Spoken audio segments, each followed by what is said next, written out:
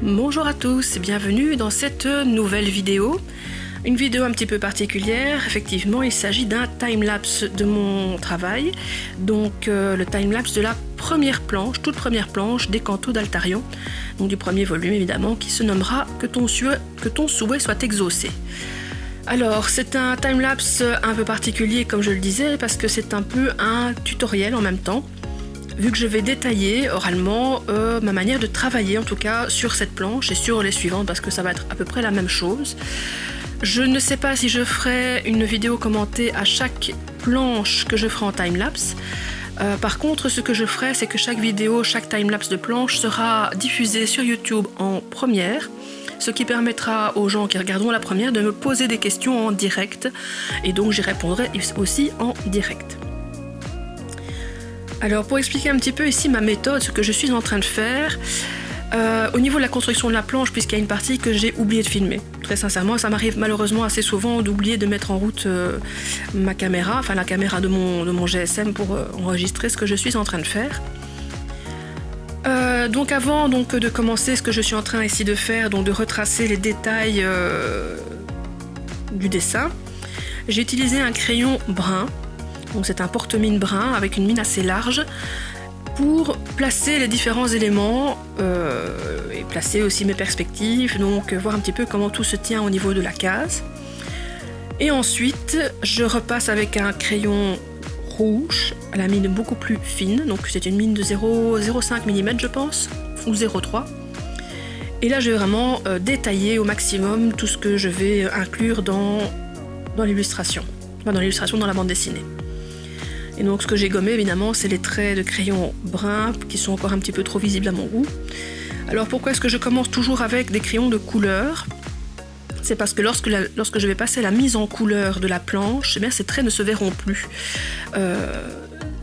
C'est plus propre quelque part au final, le dessin sera plus propre, fait comme ça. Alors je vais aussi ensuite, oui c'est passé, repasser, repasser chez moi, donc je vais ensuite évidemment repasser tous mes traits principaux au crayon gris, au crayon porte-mine gris classique, et bien pour justement ensuite me servir de guide lorsque je vais appliquer les couleurs sur la page. Donc comme on m'a déjà posé quelques questions en message privé, je vais y répondre aussi ici rapidement. Au niveau donc de comment est-ce que je travaille, est-ce que je travaille de la même manière mes illustrations que ma planche de bande dessinée? Alors oui et non. En fait au niveau de mes illustrations je vais aussi commencer donc par poser la forme générale avec un crayon brun, puis repasser au crayon rouge pour les détails et puis vraiment faire ressortir les traits principaux au crayon gris. Par la suite c'est là que ça va changer, c'est que sur une illustration je vais déjà poser des valeurs de gris, donc poser là où vont se poser les ombres, là où vont se poser les lumières. Et je vais conserver ensuite ce premier jet en nuances de gris que je vais scanner et auquel je ne vais plus toucher. Et je vais en fait utiliser ensuite ce que j'ai scanné pour l'imprimer dans une nuance un peu plus claire, donc je vais généralement baisser l'opacité de mon dessin pour que les traits ne soient plus noirs mais gris clair. Et c'est ensuite sur cette impression que je vais retravailler la couleur. Alors j'utilise évidemment une bonne imprimante et une imprimante dont l'encre est résistante à l'eau. Ainsi les traits ne disparaissent pas ou je n'ai pas d'encre qui bave lorsque je passe avec des techniques humides dessus. Alors pour les gens qui se posent la question, quelles sont les imprimantes qui font ça et quelles sont les encres qui font ça? Donc au niveau de l'imprimante, j'ai une Epson Workforce, qui est une très bonne imprimante franchement pour une jet d'encre. Et donc l'encre de la Epson Workforce en tout cas, j'imagine que toutes les encres Epson ont cette particularité, eh bien les encres sont résistantes à l'eau. Et donc lorsque je passe de l'eau dessus, eh bien j'ai mon dessin qui reste absolument intact, ce que je trouve plutôt positif. Il y a aussi évidemment tout ce qui est grosse imprimante professionnelle, donc j'ai aussi reçu de la part d'un ami une ancienne imprimante HP, c'est une Photosmart si je ne dis pas de bêtises, si mes souvenirs sont bons. Et effectivement là aussi les encres sont résistantes à l'eau. Mais bon, là on est vraiment sur de la très très grosse imprimante et là j'utilise vraiment cette imprimante que pour des impressions très haute qualité, pour une reproduction par exemple une reproduction sur papier épais, etc. Ou plutôt une reproduction de photos normalement, vu que c'est un petit peu à ça que ça sert normalement. Mais voilà, pour faire une reproduction très fidèle d'une illustration, et vraiment de très très bonne qualité, cette imprimante-là est assez intéressante. Alors la différence évidemment donc avec la bande dessinée par rapport à l'illustration, c'est qu'ici je travaille au crayon gris et je vais directement peindre sur la planche sans passer par l'étape scanner la planche et la réimprimer et travailler la couleur dessus.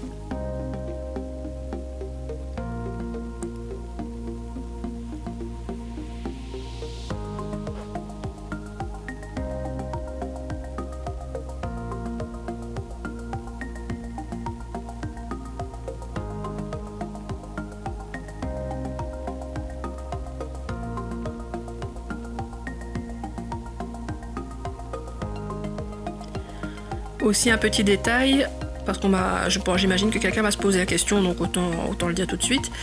Au niveau évidemment tout ce qui est carrosse, chevaux, anatomie, j'utilise toujours des références. Je ne connais pas la manière dont un carrosse peut se dessiner de tête, je ne le ferai pas, en tout cas je n'oserais pas. Quant à un cheval, même chose, même si je vois comment dessiner un cheval, je préfère toujours prendre une référence pour être sûr qu'anatomiquement il n'y ait pas d'incohérence et que tout soit correct. Parfois je m'amuse aussi en prenant des photos comme référence à les retoucher légèrement, par exemple parce que la perspective ne me plaît pas et je triche un peu au niveau de la perspective pour que mon dessin se tienne. Alors là, ce que je suis en train de faire, vous voyez que je repasse tout le contour avec un crayon plus épais. C'est un petit peu pour accentuer le côté Art Nouveau. Donc l'Art Nouveau est un mouvement que j'apprécie énormément, je crois que ce n'est plus un secret. Et donc, même si je ne vais pas faire évidemment toutes les cases de ma bande dessinée dans ce style,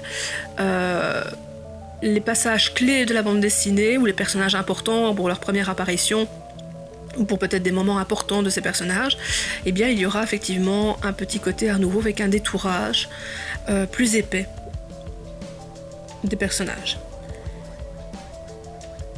Alors une autre question aussi qui est déjà qu'on m'a déjà posée, c'est combien de temps ça me prend pour faire ce genre de choses.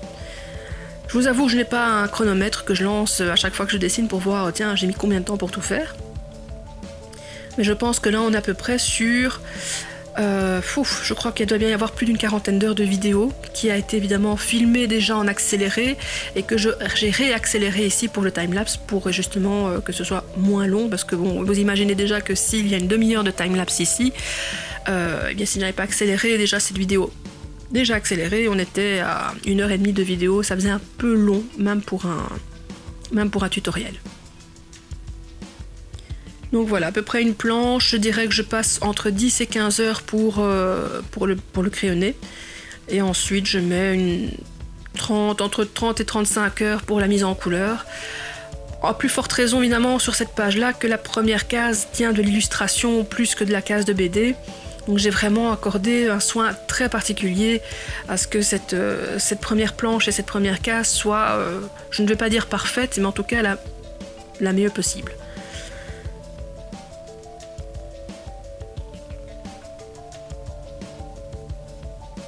Au niveau des illustrations, évidemment, on est aussi à peu près sur un temps équivalent de 40-45 heures de travail, parfois plus, parce que je tiens vraiment à mettre beaucoup de détails et à m'accorder du temps pour mettre tous les détails.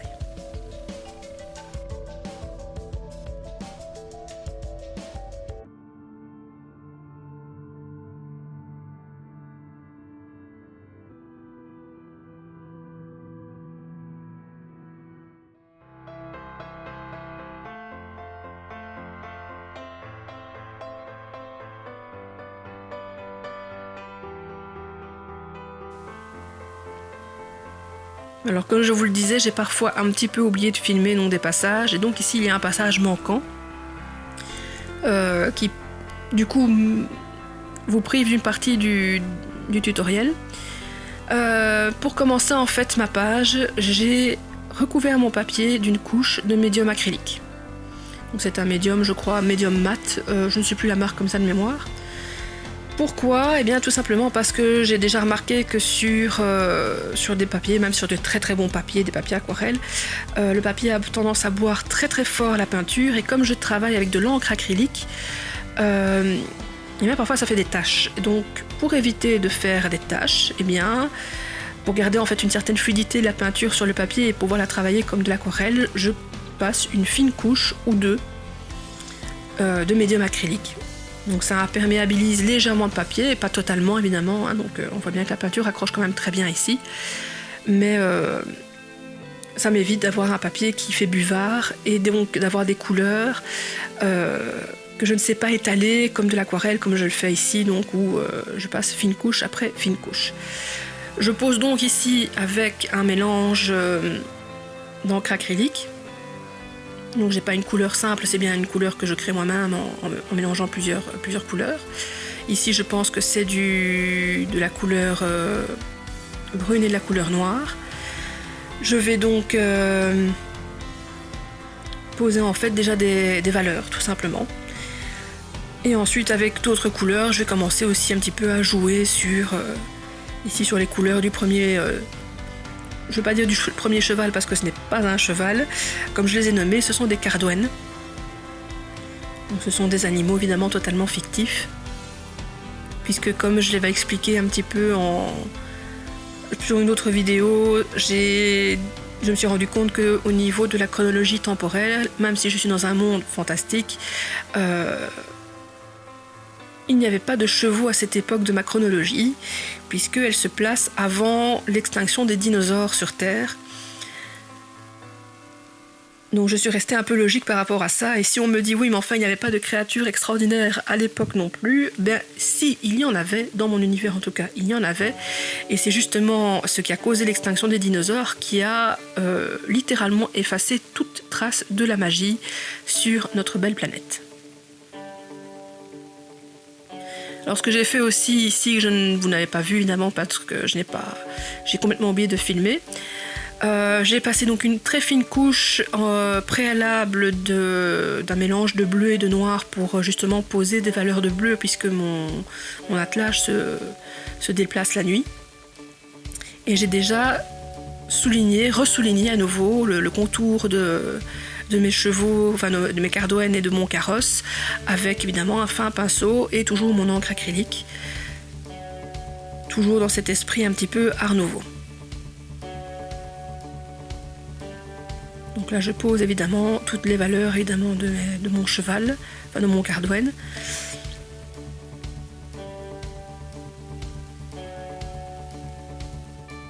C'est un travail, bon, vous vous doutez bien évidemment que c'est un travail qui prend du temps, d'autant que je suis très très perfectionniste, et que tant que ce ne sera pas exactement comme je le souhaite, je vais continuer longtemps. J'ai aussi posé du papier collant de masquage, donc ce qu'on appelle du Tesa, la marque Tesa, autour de mes cases inférieures en découpant le papier collant autour des pattes de mes cardouennes, justement parce que ça va m'éviter de baver accidentellement sur mes cases. D'autant, comme je l'expliquais, que cette première case est pour moi plus un travail d'illustration qu'un travail juste de bande dessinée. Je voulais que cette case soit vraiment impressionnante et qu'elle pose tout de suite une certaine présence dans cet album, dans ce premier album.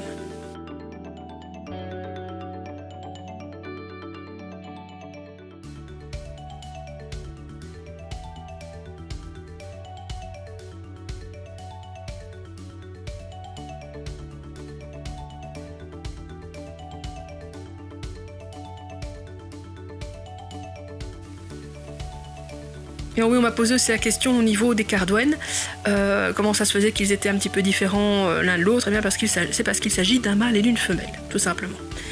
Et si vous voulez savoir lequel est le mâle et lequel est une femelle, eh bien vous le saurez plus tard. Je ne vais pas tout dévoiler, vous le saurez dans la bande dessinée.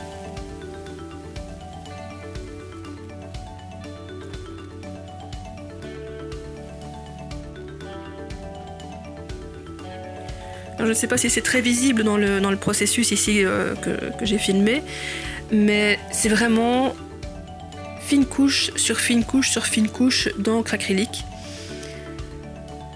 Ça évite d'avoir peut-être des pâtés, d'avoir des valeurs trop dures. Ça permet vraiment de travailler les ombrages petit à petit. C'est surtout pour ça que ça me prend autant de temps évidemment pour finir une planche ou une page. Je travaille majoritairement aussi avec deux pinceaux, pas toujours mais généralement avec deux pinceaux très fins. Donc ce sont des pinceaux qui sont destinés évidemment au travail de l'encre et de l'aquarelle puisqu'ils retiennent mieux l'eau. Et généralement, pour cette planche-ci, j'ai travaillé avec un pinceau un petit peu plus épais qui est un pinceau bêtement de chez Action, comme quoi parfois on n'achète pas toujours non plus un matériel hors de prix. Tandis que les deux petits pinceaux fins que j'utilise, ce sont des pinceaux de la marque Marabout, si je ne m'abuse pas.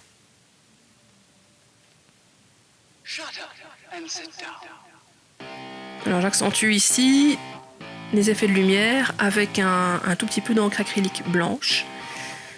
L'avantage de l'encre acrylique blanche, c'est que selon la manière dont on l'utilise, elle va être très opaque ou au contraire un peu plus translucide. Ce qui permet d'apporter parfois juste un peu de luminosité à un dessin sans avoir des gros traits blancs. Qui pourrait même gâcher un petit peu justement le travail puisque les gros traits blancs, surtout pour un travail, pour une ambiance de nuit, c'est peut-être un peu trop dur.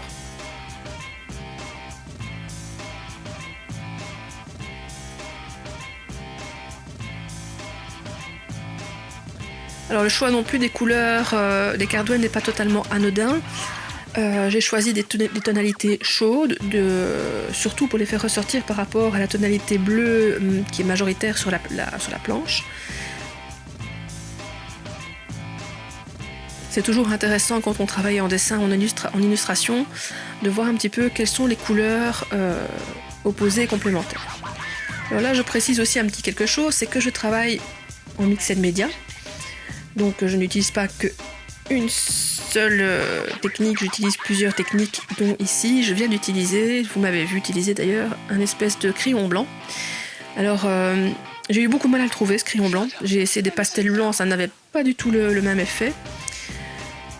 Il s'agit donc ce qu'ils appellent le fusain blanc, ça n'existe pas un fusain blanc, mais bon, c'est l'appellation, donc en anglais c'est du white charcoal. De la marque Generals. Donc je suis obligée de le commander sur internet parce que je n'en trouve nulle part dans les magasins. Mais c'est le seul crayon pastel blanc qui est hyper pigmenté et que je peux vraiment utiliser pour faire des ajouts de lumière diffuse qui fonctionnent et qui soient vraiment très très beaux. Vraiment, je l'utilise vraiment pour tout. J'en ai acheté deux. Je peux vous dire qu'ils commencent déjà à diminuer à vue, leur taille diminue à vue d'œil parce que j'utilise absolument aussi bien pour mes bandes dessinées que pour mes illustrations.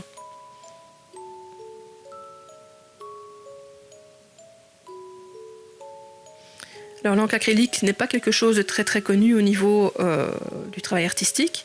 J'ai beaucoup de gens qui sont intéressés quand ils en voient parce qu'ils se disent, ils pensent que c'est de l'écoline. Et quand je dis que c'est de l'encre acrylique, c'est toujours un petit peu, ça crée un peu la surprise. Mais ce que j'aime beaucoup avec l'encre acrylique, c'est le fait que ça se travaille vraiment comme de l'aquarelle. Donc, dès qu'on l'humidifie, elle s'étale. D'ailleurs, on voit d'ailleurs sur le fond que ça crée un petit peu les mêmes types de volutes qu'on obtiendrait avec de l'aquarelle. La différence étant, c'est qu'une fois que l'encre acrylique est sèche, elle ne bouge plus. Il n'y a plus de risque de repasser une couche d'une autre couleur dessus et que la couche du fond s'en aille. C'est vraiment la possibilité de jouer avec les couleurs, de juxtaposer des couleurs différentes et donc d'obtenir des résultats qui vont gagner évidemment en dimension, surtout dans des travaux de ce type-là. Maintenant, comme ici je suis vraiment dans une ambiance nuit, je reste globalement dans des tons très froids. Puisque généralement, comme on dit toujours, la nuit tous les chats sont gris, c'est un petit peu le cas de tout. Je voulais juste évidemment que les chevaux ressortent un petit peu parce que ça servait, je vais dire, mes dessins au niveau de la narration. Et donc toujours un petit peu ce mélange ici entre... donc j'ai passé un petit coup de pastel autour de de la lumière du chariot, et puis je retouche évidemment avec un petit peu d'encre acrylique blanche pour augmenter les effets de luminosité sur les parties métalliques du carrosse. Luminosité qui provient évidemment de la lampe du carrosse.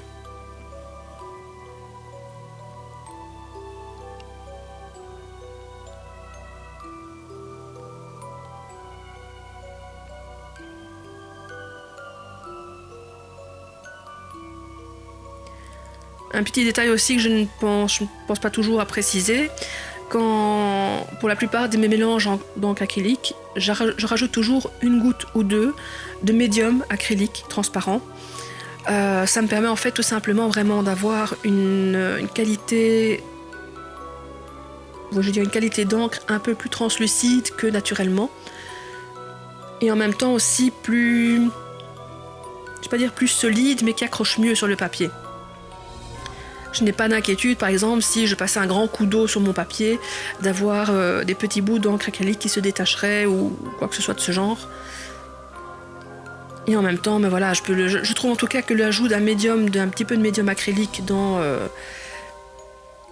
mes mélanges permet vraiment d'avoir un travail encore plus proche quelque part de l'aquarelle que si je ne rajoutais pas cette petite goutte de médium acrylique.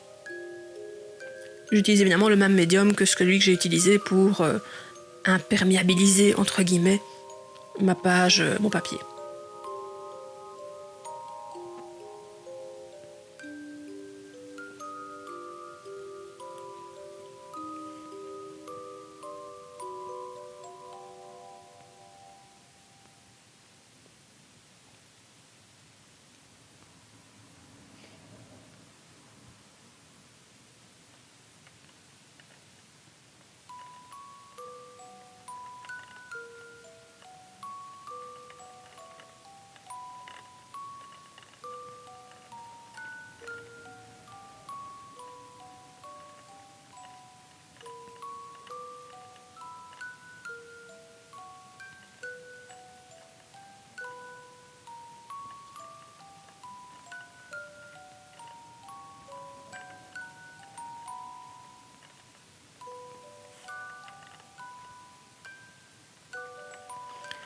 Le petit moment où on ne voit pas bouger, c'est parce que tout simplement je suis en train de préparer un mélange sur le côté. Je n'ai pas arrêté ma vidéo évidemment pour le temps de ce mélange.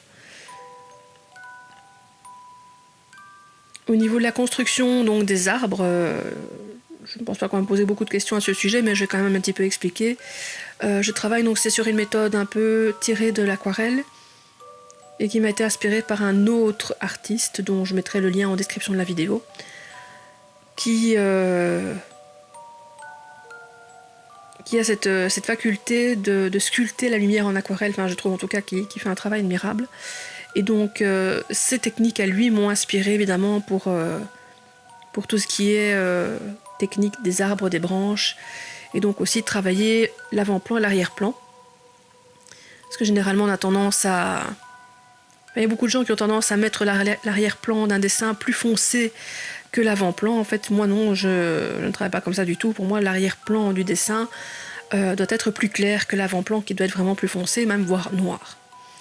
Alors si vous voyez un petit peu la palette avec laquelle je travaille, donc il y a bien 3 nuances de tonalité de vert. Et il y avait aussi une petite partie au milieu de blanc. C'était pas du blanc en fait, c'est excusez-moi. C'est du médium acrylique donc que j'utilise notamment quand je fais un petit mélange sur le côté avec mes différentes nuances pour parfois un petit peu fluidifier ou au contraire pour rajouter aussi un peu de matière. Enfin voilà, c'est le truc que je garde toujours un peu sous la main pour retravailler à côté et pour rajouter en cas de besoin dans mes mélanges.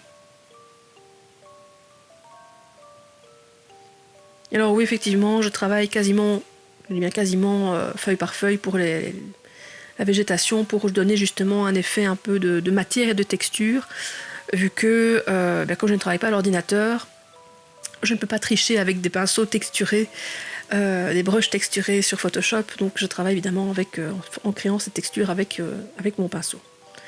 Ce qui fait évidemment que parfois ça prend un peu plus de temps.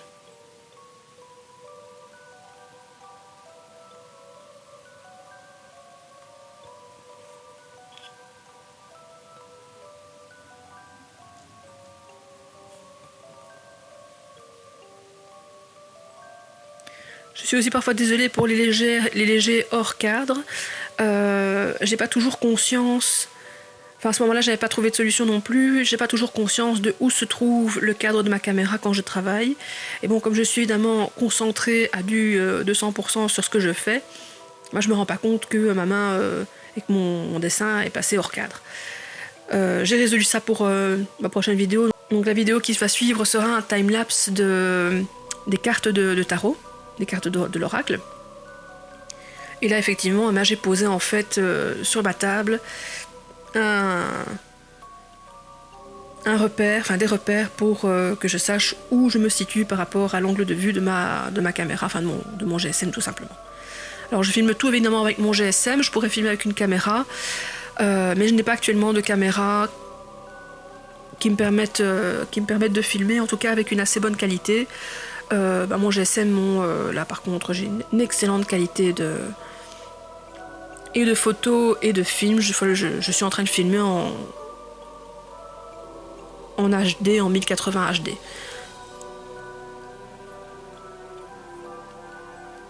Alors j'ai aussi un petit quelque chose qui a changé par rapport à mes premières vidéos, aussi bien mes Opsi News et mes Opsi Blabla. Je faisais tous mes montages avant sur Sony Vegas Pro, que j'ai étudié en cours en fait dans mes cours du soir en infographie. Et ici en fait j'ai décidé d'apprendre à travailler pour en tout cas mes montages vidéo avec Adobe Premiere. Donc voilà, je travaille tous mes montages avec Adobe Premiere Pro. Je me dis finalement, quitte à dépenser de l'argent pour un abonnement, autant que ça serve.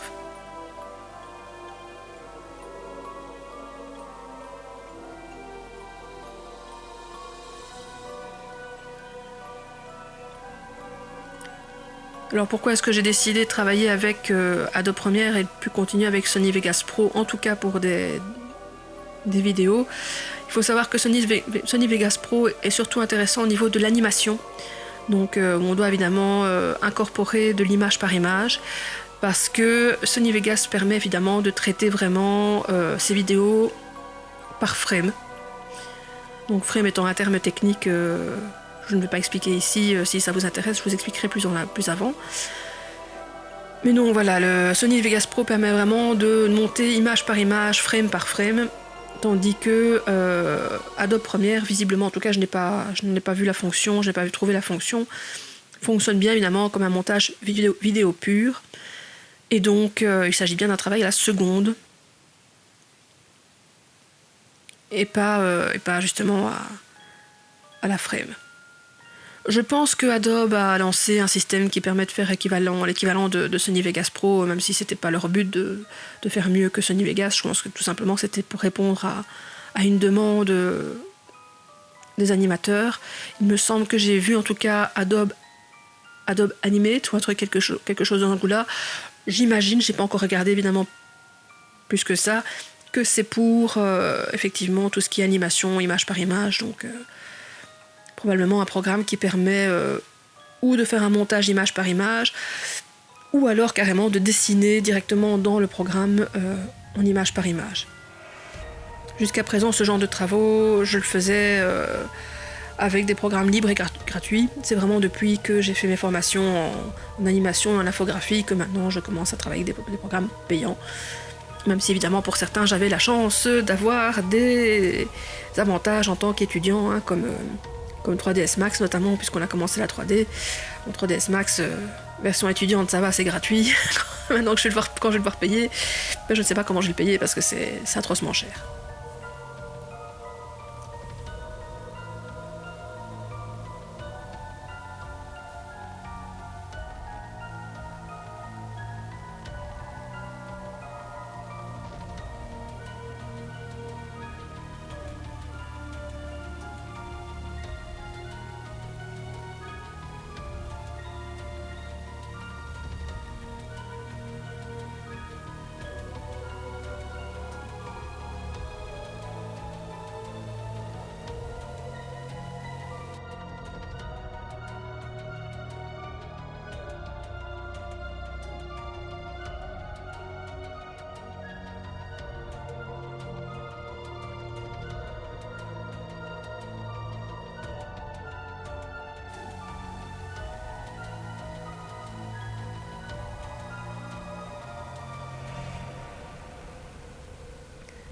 Alors évidemment, la chose évidemment que je ne sais pas vous montrer, que je ne vous montrerai pas dans ce time-lapse, c'est la post-production donc, que je fais sous Adobe Photoshop ou sur Krita.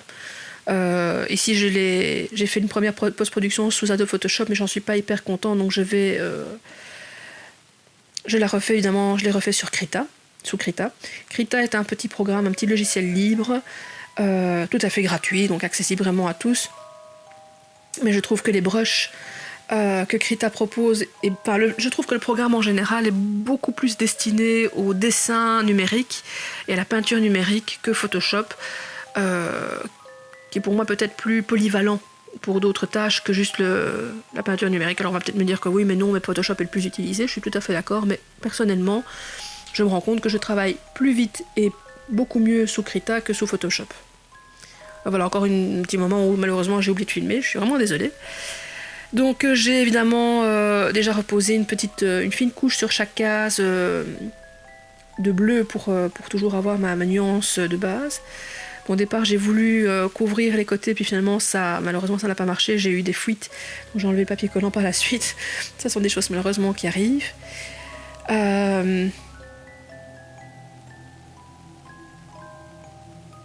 Oui, c'est à ce moment-là que j'ai eu des fuites et je me suis dit bon, on va fonctionner à l'ancienne et puis on fera des retouches éventuellement nécessaires en post-prod et puis ça sera beaucoup plus simple. Voilà. Donc quand j'ai vu que tout avait bavé autour, j'ai dit ok, tant pis, on fera papier collant, on continuera à l'ancienne. On va faire comme les enfants, on ne va pas dépasser les lignes. Donc pour me faciliter le travail, j'ai posé évidemment sur chaque case la couleur du ciel. Et puis en fait j'ai posé tout simplement les étoiles. Ça m'évitait en fait cette petite bêtise que j'ai fait finalement sur la première case, c'est que j'ai fait les étoiles en tout dernier, alors que j'aurais peut-être dû les faire en tout premier, donc faire le ciel et les étoiles en tout premier. Enfin, comme je me suis dit ici que comme j'allais de toute façon beaucoup retravailler au-dessus et que je pouvais quand même le passer en post-prod, je pourrais toujours retoucher les étoiles qui étaient trop visibles éventuellement sur le reste de la case. Donc là je passe vraiment au niveau vraiment de ce travail-là. Je travaille un peu de manière inverse à ma première case, mais quelque part c'est aussi la première case qui me permet de voir, tiens, j'aurais peut-être mieux fait de faire comme ça ou comme ça. Donc sur la première case, j'ai commencé par l'avant-plan et j'ai terminé par l'arrière-plan. Là je fais l'inverse, je commence par l'arrière-plan et je viens par couches successives jusqu'à l'avant-plan.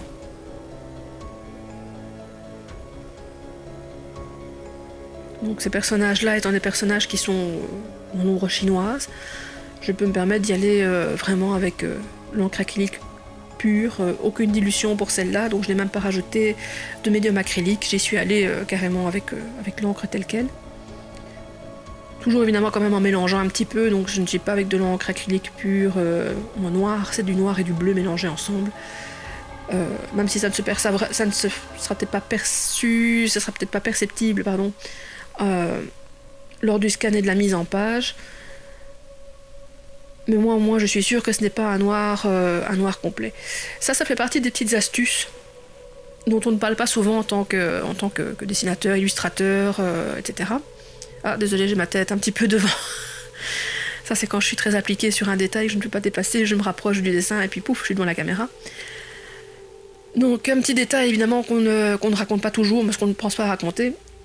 On n'utilise jamais un noir total, donc un noir pur, dans des travaux, que ce soit par ordinateur ou à la peinture. On utilise toujours un noir qui est coupé avec une autre couleur. Donc ici, bon, c'est une ambiance nuit, j'ai travaillé avec un ton bleu, puisque ce sont des tons froids qui vont ressortir généralement la nuit. J'aurais très bien pu mélanger mon noir avec un rouge. Mais donc voilà, on n'utilise jamais un noir complet, un noir 100%, on va toujours le nuancer avec une autre couleur, avec un bleu, etc. Et c'est pareil sur ordinateur, hein, c'est aussi, ça fait partie aussi quelque part des erreurs de débutants les plus communes, les plus classiques, c'est d'utiliser un noir pur au niveau d'un travail d'illustration ou même au niveau d'un ancrage. Je recommanderais toujours aux gens qui font des ancrages de travailler avec des noirs dilués, des noirs mélangés avec d'autres couleurs, donc un noir bleuté, un noir brunâtre, peu importe. Donc sur mes cases, il n'y a absolument aucun noir pur, même le contour des chevaux que j'ai repassé est fait avec un noir dilué avec du brun pour les... non, du bleu, excusez-moi. Du bleu pour le contour des chevaux du carrosse. On a l'impression évidemment que c'est noir, mais non, ça n'est pas le cas. Et c'est d'autant plus visible évidemment quand on a la planche originale sous les yeux, on voit bien que il y a des reflets bleus dans ce noir.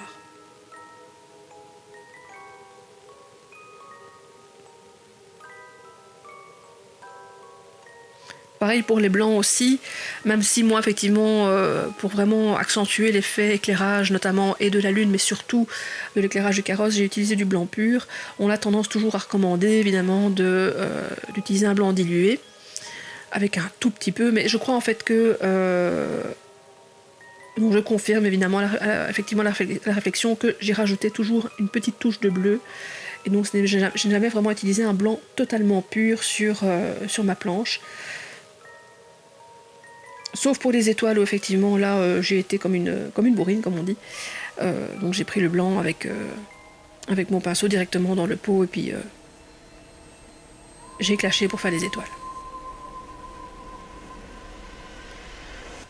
Et donc voilà, pour la coloration, ça je vous le recommande vraiment si vous êtes débutant, ne jamais utiliser de blanc pur, ni de noir pur. Mélangez-le toujours, même à de très faibles proportions avec une autre couleur.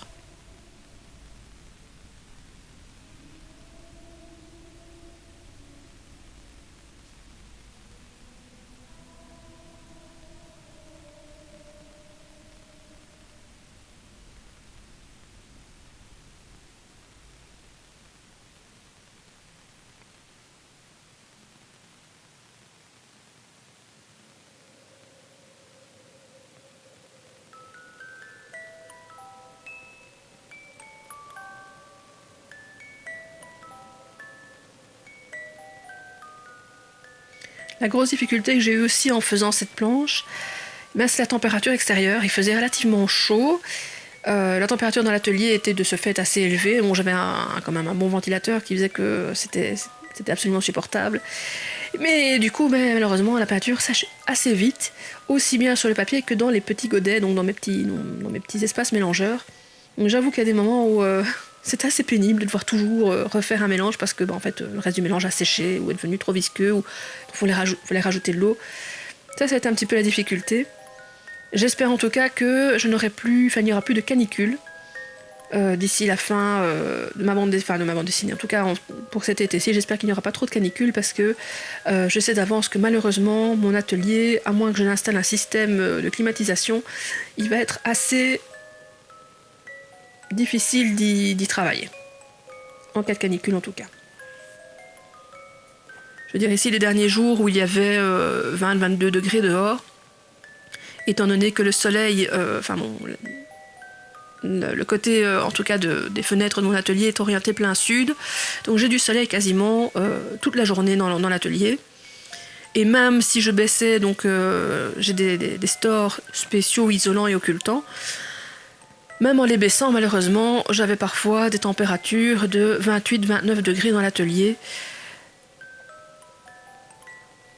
Heureusement que pour le coup, j'avais effectivement un ventilateur, enfin c'était un ventilateur avec de l'eau à l'intérieur, un refroidisseur d'air.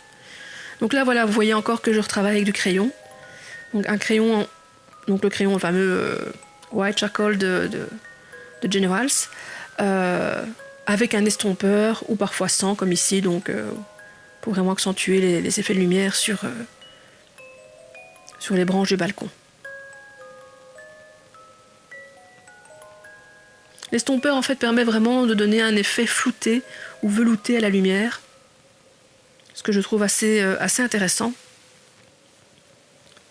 Et donc ici effectivement j'utilise aussi l'estompeur pour toujours donner le côté vitré pour que ce soit moins dur qu'un trait de crayon. Et voilà, donc la planche est finie. Je vous remercie d'avoir regardé jusqu'au bout avec moi.